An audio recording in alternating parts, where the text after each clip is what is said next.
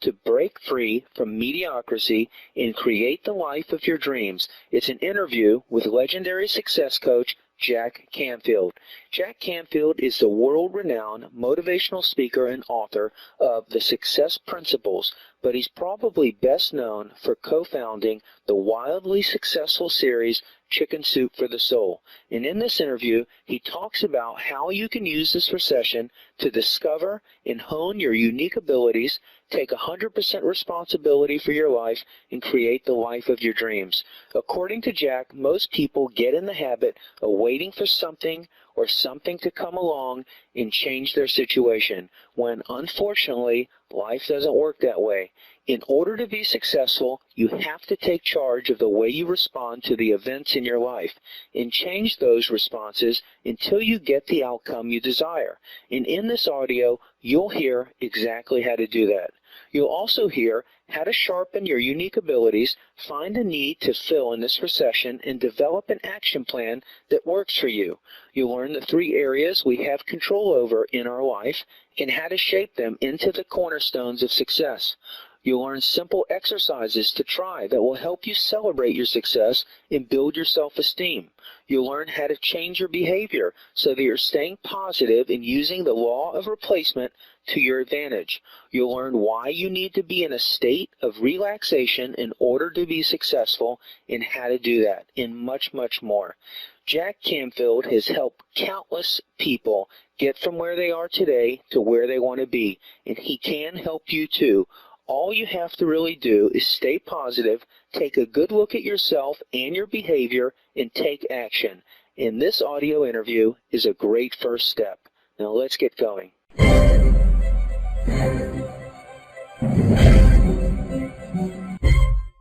Hi, this is Chris Costello, and I've teamed up with Michael Senoff to bring you the world's best health-related interviews. Hi, this is Chris Costello, and I've teamed up with Michael Senoff to bring you the world's best health-related interviews. And today we're talking with the amazing Jack Canfield. Thanks for joining us today, Jack. My pleasure, Chris. So yours is an amazing story. You came from a modest background and have created a life of extraordinary personal and material wealth. Did you have any inkling your life would be so successful in those early years? Well, it depends on how far you go back. I mean, I grew up in West Virginia. It was the 48th state when there only were 48 states in terms of its education system. And I wasn't really thinking I was going to become super successful at anything, really. Then I started to have some people believe in me, and I began to think, well, maybe I do have something unique that I can offer and that I can be successful. And then I ended up at Harvard on a scholarship. And I had friends with names like Larry Rockefeller, Max Factor III, John Hopkins IV. And, here I was, a poor kid from West Virginia, and these were sons of mega millionaires and really successful people. And I began to believe that maybe I could really make a difference. And so little by little, I just started moving in that direction. But then during the civil rights movement, I became very interested in wanting to make a world that was fair for everybody. So I ended up teaching in an inner-city black school for a couple of years in Chicago. What really catapulted me into my current work was I noticed these kids weren't that motivated. I'd always been really motivated to want to learn more, and so I thought, how do I motivate these kids? And it was then that I met a man named W. Clement Stone, who was a self-made multimillionaire worth $600 million back in 1968. And I started taking seminars at his foundation and started applying those principles of motivating kids to achieve in my classroom.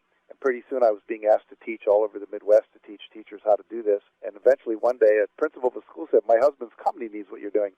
I said, I've never worked in a company except as a floor sweeper in college at a General Electric plant. I don't know if that's going to really work. And she said, no, they're just big kids in suits. You know how to work with kids. So I went and did this workshop for the company. They loved it, and that's what kind of moved me over into the corporate world. And when we wrote the first Chicken Soup for the Soul book, we intended it to be a bestseller, but had no idea that it would get to where it is today.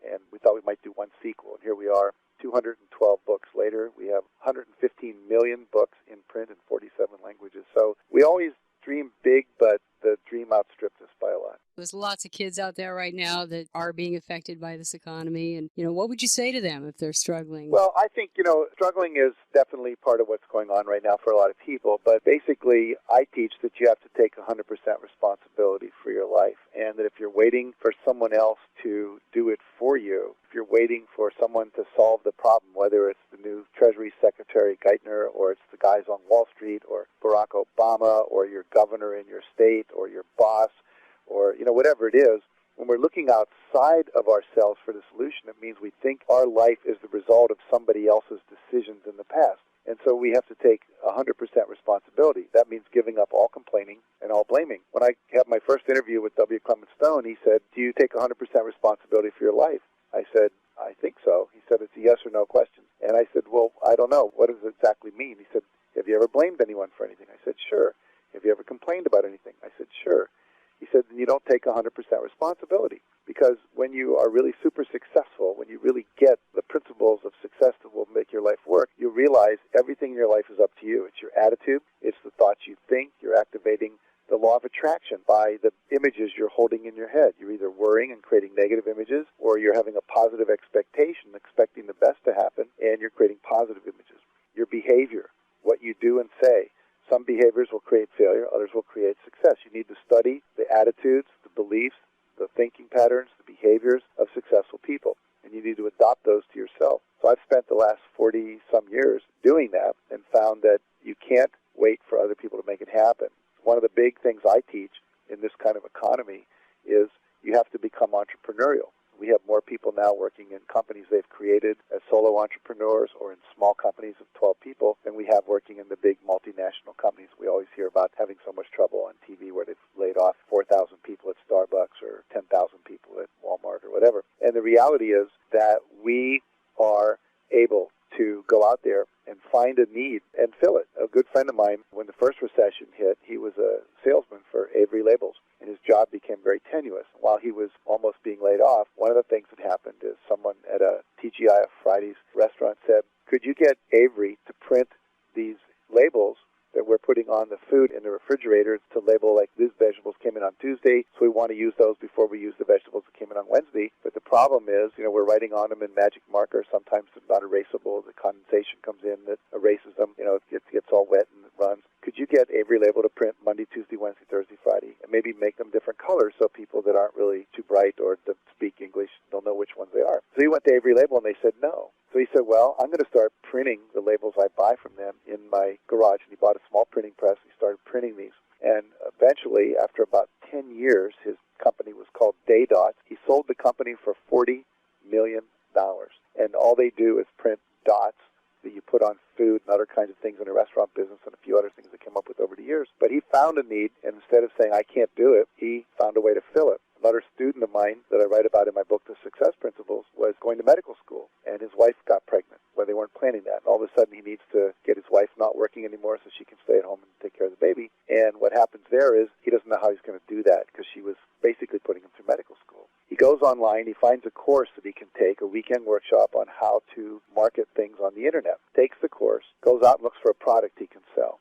Finds that there's a product that is a test that you can give a child. It's a urine test. You can find out if they had drugs or alcohol on the date that they were just on. They come home and they urinate in this thing, and it instantly turns a color or not. You know if they smoked pot or took cocaine or whatever. I think it's called Rapid Cup. And he now makes more money off his internet business than he'll ever make as a doctor because he found a need that was out there, and he filled that need, and he found a way to market it. So if we're sitting around waiting rather than going out and looking for something we can do that will be a marketable product or service or whatever, we're going to get left behind because that's just not the way it works anymore.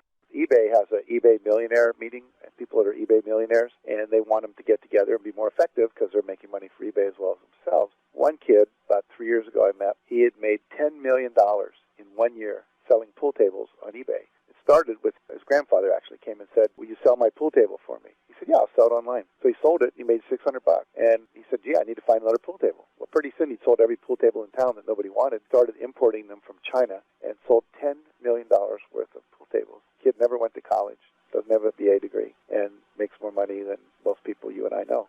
One of the things we've done this year is we've made this the year of the internet in our company because I'm 64 years old and I've traveled a lot. I love the work I do. But I said to my wife, I don't want to retire, but I want to stay home more. I still do lots of seminars, as you know, and speeches and so forth. But I really wanted to see if we could up the impact we're having through the internet. And so we just last week sold $250,000 worth of one course we have through the internet. And so literally that's what we're now learning to do as well. And, it takes me about 7 or 8 talks at the fee I charge to get that kind of income, and that's usually one day there, a day to do it, a day to get home. So this is really a revolution for our business as well as for anyone. It used to be, in order to be in business, You had to have property, a building, equipment to manufacture things, a marketing and distribution system, etc. Now, with a computer and access to the internet, which is not all that expensive, you can start a business. My nephew, who, when he was 16, there was some action figure, I can't remember what it was, some movie, X-Men type thing, and he decided to buy a bunch of these guys and then sell them on the internet. He bought them wholesale and sold them retail. Then he bought, I don't remember, those scooters were all the rage at one point. They're little tiny scooters that all the kids had.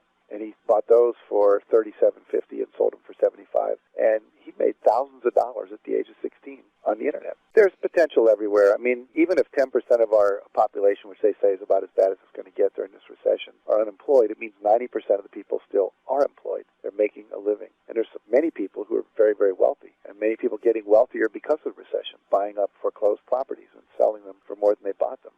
I know a guy that just recently bought 1,200 foreclosed houses. And so he's going to have a lot of money. And if you're selling something he wants, whether it's a car, a vacation, a service, there's always going to be people that can afford to buy your services. Sometimes this is the big hard part. For a lot of people, they may need to either use the internet or they may need to move. And maybe they don't have to move permanently, but they may need to do what a lot of Mexicans have done. They come to America and send money back to their families in Mexico. People may need to leave places like Detroit and Indiana, these big construction places in Ohio, manufacturing places where they're having trouble, and move to where the jobs are, and then send money back, and eventually after the recession gets through, they can return home. But most people are sitting around waiting for someone else to make it better for them. And for more interviews with the world's top health and medical experts, go to Michael Senoff's hardtofindseminars.com. So they can't sit back and wait for somebody else. It's kind of back to that 100% responsibility again, sounds like. Yeah, and it's easy to want to blame someone else. But see, I teach a formula called E plus R equals O. It says there are events in your life, just like the recession. There's a response you have, and then that equals an outcome. So 2 plus 2 equals 4. So all of a sudden, the recession happens, and, the economy is doing 0. Plus year 2, you're only getting 2. So if you want to go back to 4, you got to do something different. Most people are habituated, meaning that they're actually addicted to their habit patterns. There's a new book on the biochemistry of emotions. And for instance, if you have road rage every day at 5 o'clock, on the weekend when you're not on the freeway, you'll actually kind of start to get angry around 5 o'clock because your brain is used to that wash of chemicals that move through the brain when you have road rage at that time. There was a time when I had to eat peanuts around 6 o'clock at night because my brain got used to that. So it's the same thing when we get addicted to caffeine, coffee, nicotine, whatever it might be. And so we become addicted to our behavior patterns. And to break out of a behavior pattern is not that easy. And so people are just used to going to work, coming home, watching TV, going to bed. And so they're not used to going out looking for a job. They're not used to thinking about how can I find some way to serve my neighbors or my community in a way that will be beneficial to me financially. They're not used to having to be uncomfortable, if you will. And so we have to be willing to change our behavior because waiting is a response. If we go back to E plus R equals O, it's a response to the event that doesn't produce a better outcome. So whenever you're not getting the outcome you want, you can't blame the economy or the culture or whoever because it's just doing what it is. And so you've got to do something different. It's kind of like if it rains on your birthday, we want to blame the rain for ruining our day. No, do something different. Have a picnic in your living room instead of out in the park. Do something creative and unique to create an outcome you want instead of waiting for someone else to do it for you. So it really is back to us. And the word responsibility means the ability to change my response until I get the outcome I want. How do they get past that? I mean, I know you said 100% responsibility, but what are some of the steps they can take to kind of move forward? Well, one thing is to turn off the news.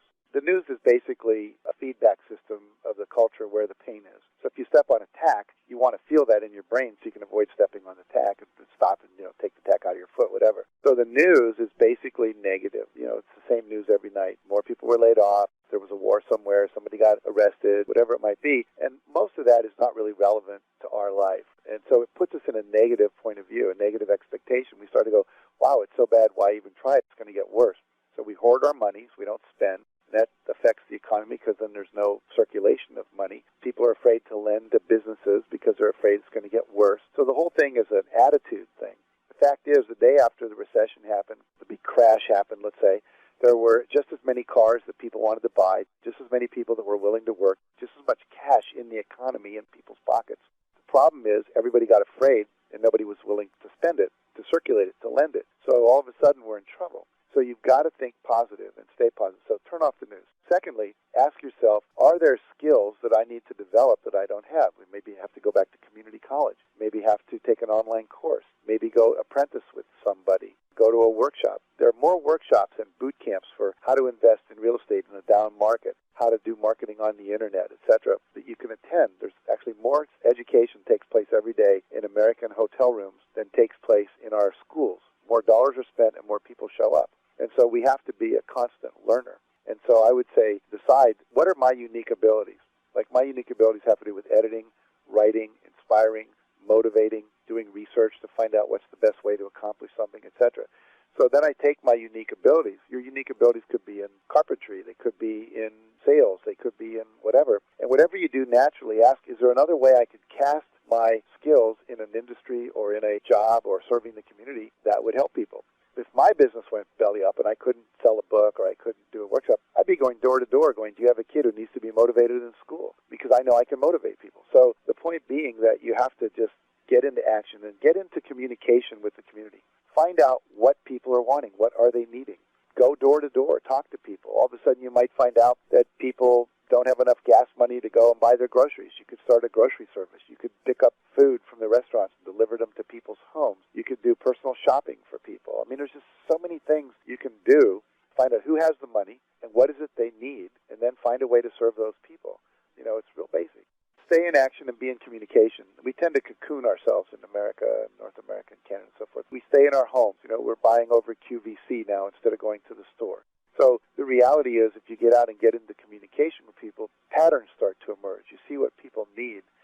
I had a friend after 9/11 who decided for, I think it was about 1 week, I'm not going to do my normal business. He has an internet marketing business that sells meditation tapes. He said, what I'm going to do is I'm going to interact with all of my clients. I'm going to say, send me any question you have. So he sent out an email to a couple 100,000 people on his mailing list and said, here we are, we're in a country, we're in a very bad fix at the moment, you know, we're scared, etc. If you have any question at all about anything to do with emotions, growth, etc., personal development, ask me. And for 1 week, he said, I was on the internet just talking to people and answering their emails. He said, I learned more about my clients during that week than I ever knew. I was making all kinds of assumptions about what they knew, what they were bringing to the table when they started my courses, and I was wrong in a lot of cases. And I realized some of what I thought they were learning by taking my courses, they hadn't learned. And so he developed a whole bunch of new materials based on that, and has been twice as successful because he got into communication. When we're upset, we tend to withdraw rather than to reach out. So we have to be willing to get into communication and find out what people really need. You're listening to an interview on Michael Senoff's HardToFindSeminars.com. What would you say to our listeners out there, Jack, that are struggling with poor self-esteem? What are some of the simple steps that people can take to create some direction and success in their lives if they're having trouble with, feeling overweight or just all the other things that come along with poor self-esteem? Sure. Basically, there's three aspects to how we deal with ourselves. We talk to ourselves, we hold pictures in our head, and we take action. That's the only three things we have any control over: the thoughts we think, the pictures we imagine in our head, and what we do or say. Our self-esteem is dependent on a number of things. What is our self-talk? If every time I look in the mirror I say, God, I'm fat, and you shouldn't be fat, you're a pig, and so forth, you're going to feel bad. If instead you say, right now I'm choosing to accept and love myself just the way I am, and as a result of that, when I feel motivated, I'm going to start doing some things to lose weight. And then you envision yourself thin as you want to be. And then you take action. You either curtail your calories or you get into exercise. I mean, there's only about 5 or 6 things I've learned over the years, and I've had I won't call it a struggle, but certainly it's one of the major issues in my life. If I don't pay attention, I balloon up very quickly. And so what happens is, you have to lower the calorie count, increase the exercise, drink more water, do more deep breathing because it raises your metabolism. Then you can learn some very subtle things like what foods are the glycemic index. Corn has more sugar in it than some other kind of carbohydrate. So you learn that stuff. And then, like, I have a thing called an exciser. It's kind of like a little mini stair stepper. And I get on that every 2 hours for about a minute and a half. That's all I have to do. And it maintains my metabolism at a high rate, like I just came out of the gym all day long. So there's simple things you can learn, but that's a change in behavior, a change in my thinking, and a change in my self-talk, which is my thinking, and a change in my imagery. And that applies to anything in relationships. If you love yourself and accept yourself, you're actually more likely to change than if you're constantly griping and bitching at yourself. When my wife gets on my case about you shouldn't eat that, there's a part of me that goes, oh, you can't tell me what to do. I'll eat whatever I want. But when she's loving me and accepting me the way I am, I have less need to eat because I'm not as stressed out. I don't have as much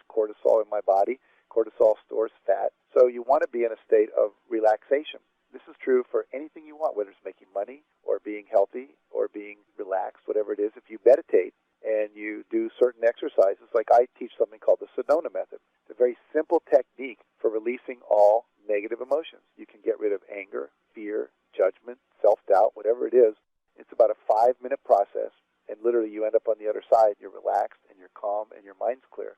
So these are the kind of things that people need to learn to do. Also, every night before you go to bed, I teach something called the mirror exercise. You look at yourself in the mirror, and you say, "Hi, Jack. I want to appreciate you for the following things."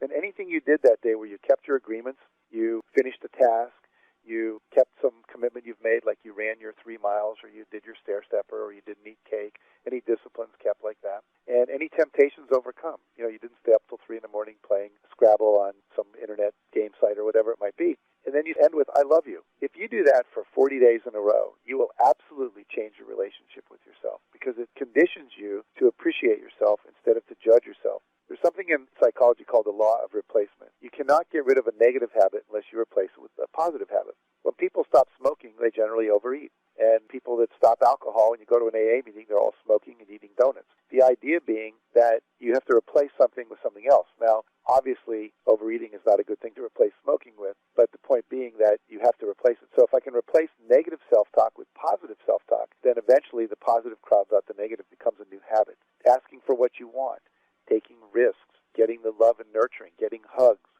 People say, "Well, I can't afford a massage." Well, buy a book for $8 on massage techniques, and then just trade with your husband or your wife. You don't have to go out and spend $150 on a massage at a spa.